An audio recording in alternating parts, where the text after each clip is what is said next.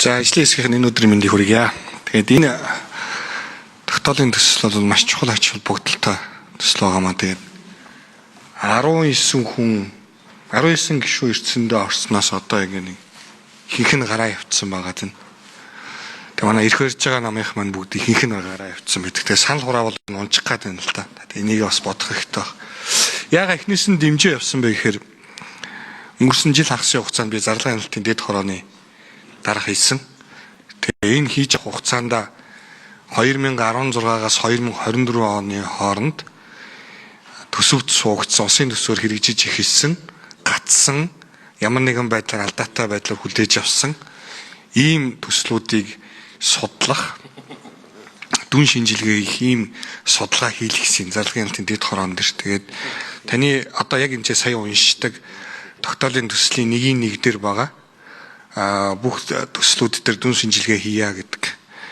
Тэр заалт бол үндсэнд нь бол яг нийгмийн чиглэлээр нэг буюу соёлын, сургуулийн, боловсролын, эрүүл мэндийн чиглэлээр нь бол юунууд нь хийц шинжилгээнүүдийн. Тэгээ энэ нь бол маш хангалтгүй гарсан, маш их хэмжээний төслүүд гатсан, зогссон байдалтай байгаа.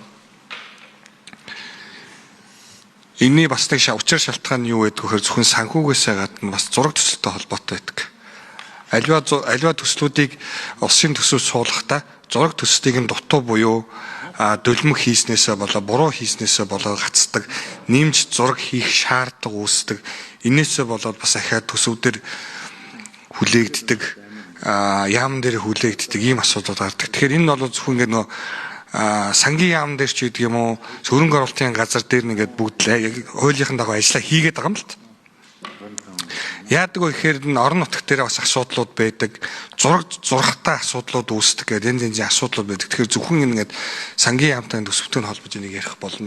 Учир дутагдaltaй. Тэгэхээр энэ ч 1 минутаа гайг юм шиг. Тэгэхээр энд одоо байнгын орон дээр сууж байгаа бүх санд эрхтэй гишүүдийг одоо энэ тогтоолын төслийг бүгдийг дэмжиж өгөөч. Тэгээд энэ тогтоолын төслийг явуулаад дахиад энэ хяналт шалгалтыг хийгээд чиглэлийн нөгөөд ингээ явах нь зүйтэй гэсэн ийм саналтай байна. Санал байлаа.